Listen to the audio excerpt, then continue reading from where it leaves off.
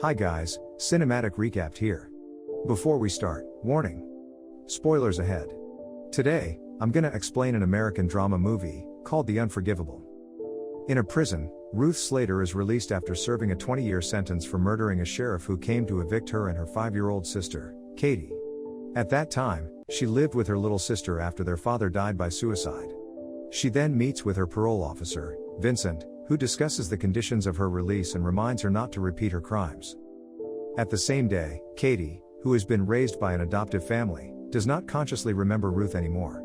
While she is driving alone, she suddenly has brief memories of her trauma, which causes her to get into a car accident and have to be hospitalized. Meanwhile, Keith, the eldest son of the sheriff killed by Ruth, has learned about Ruth's release and begins to stalk her.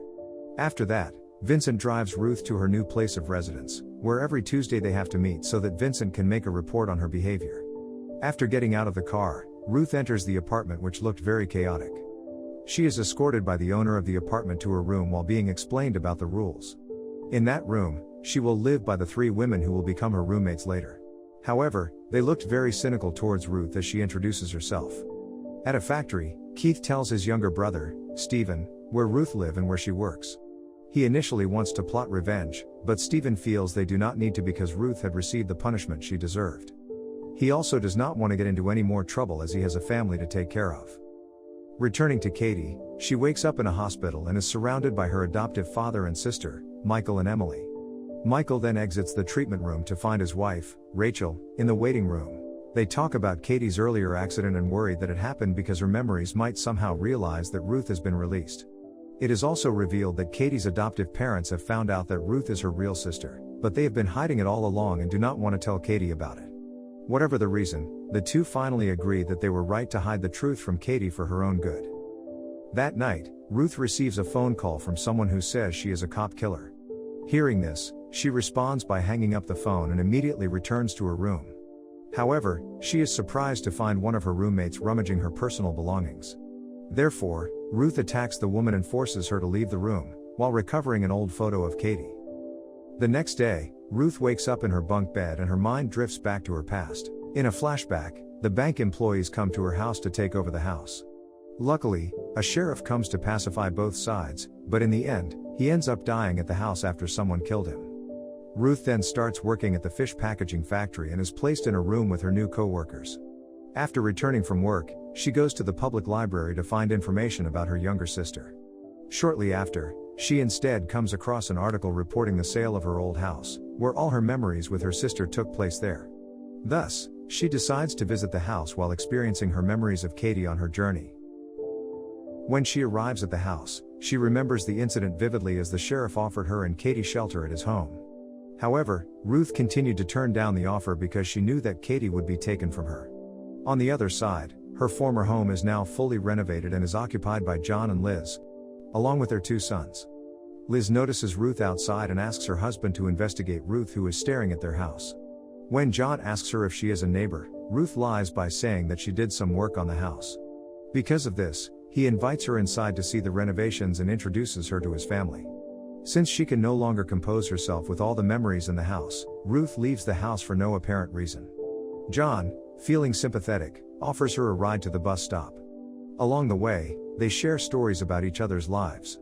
When John says he is a corporate lawyer, Ruth eventually tells the truth that she was the previous owner of his house. She also tells him about her search for Katie. After Ruth apologizes for lying, John feels bad for all that she has been through. Hence, he hands her his business card and says if Ruth needs his help, he will try to help her as best he can. Back to her parents' house, Katie confesses to Emily that she secretly stopped taking her meds and has been experiencing flashbacks ever since. Emily advises her to find out who the woman in her memories is. However, Katie replies that she is now quite happy to live with Emily and her adoptive parents. Meanwhile, Ruth now works in 2 places. During the day, she works at a construction site, and at night she works at the fish packaging factory. One day, Ruth tries to contact John continuously, but he never picks up the phone. It turns out that John finally learns the whole truth about her past. Because of this, Ruth leaves a voice message to John and pleads for his help, only wanting to meet Katie's parents to know that her sister is okay. On the other hand, Liz asks her house contractor about Ruth's past. The contractor says that Ruth's father killed himself. As a result, the bank employees came to the house with a sheriff to evict the girls. Unexpectedly, Ruth ended up killing the sheriff, which leads to her being imprisoned afterward. When John comes home, his wife confronts him about all the information she knows about Ruth. She is worried about her family, that Ruth can harm her family at any time because she once entered their house. John says that she was only asking for his help to find her sister, but Liz insists on John to refuse her request. While Ruth is working on a construction site, Steve disguises himself as a delivery man to have a quick talk with her. He intentionally mentions her parents, to which Ruth states that they're dead. After she leaves, Steve quietly goes through her belongings and discovers a photograph of Katie.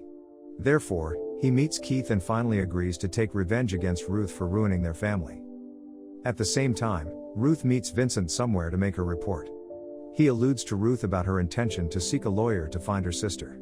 He also reminds her to stop her actions as she has lost custody of Katie, or she can get into new trouble.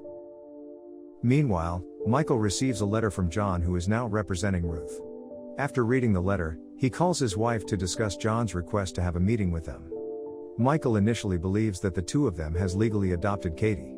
Instead, Rachel thinks that they should meet with John to find out what Ruth really wants from them.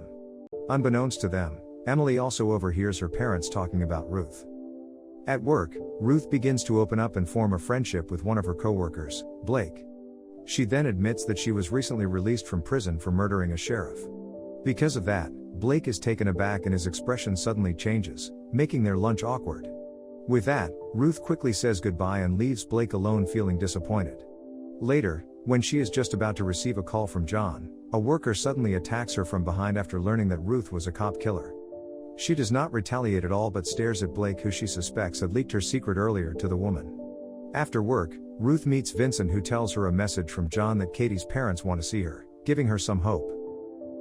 Meanwhile, Ruth and John finally meet with Katie's parents. During the meeting, she finds out that Michael and Rachel have purposely not told Katie about her, and have withheld all the letters that she wrote to Katie during her years in prison. They have decided what's best for Katie is to not know or remember her at all. Thus, Ruth suffers an outburst of emotion and Katie's parents angrily storm out of the room. In the end, Ruth can only say that she will not give up on finding her sister. John also warns her that they cannot do anything about it because Katie's parents have full custody of her sister. On top of that, he warns her that she can go back to prison if she keeps insisting. Since she discovers that everyone is leaving the house, Emily searches for the letter which her parents mentioned the day before. As she reads them, Emily is moved by Ruth's words, and bursts into tears.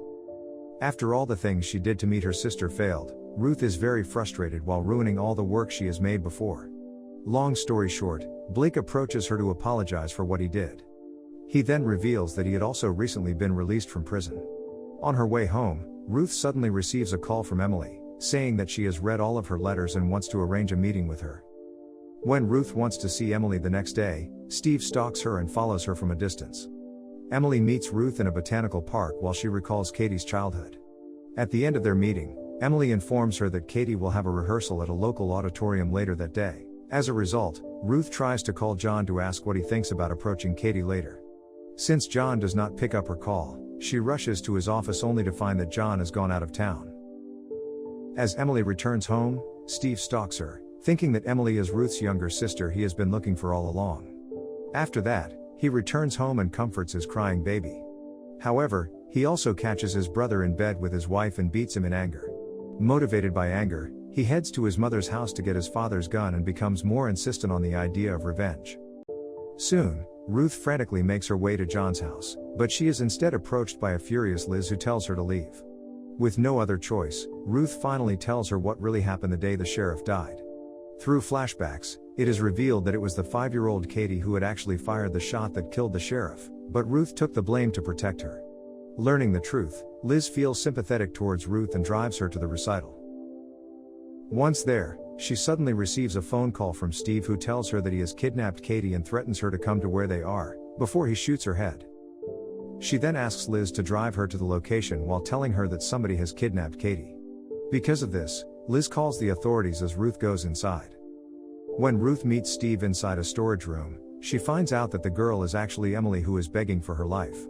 At first, Steve declares his intent to kill the girl, but after Ruth expresses her regret for everything that has happened, he cannot go through with it and bursts into tears.